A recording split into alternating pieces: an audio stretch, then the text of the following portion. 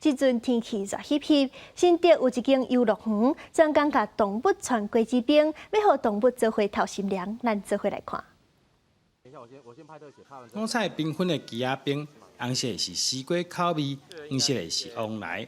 最好玩，甲鸡仔冰弹过去，阿望星星连咪就摕起来，食甲真欢喜。觉得蛮酷的，就是因为之前比较少看到动物吃那些人造的食物，我就觉得蛮可爱的。天气愈来愈烧热，动物腹大甲顶要冻袂牢。游乐园特别替因穿鸡仔冰，搁一大碗串冰，要来互台湾乌行食。是给动物一些观感上的刺激，那一部分也是提供他们行为丰富化。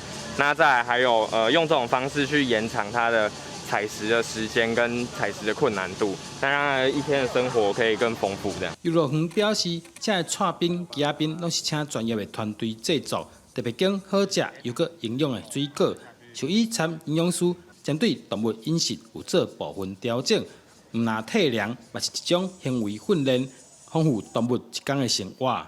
记者刘君和新竹报道。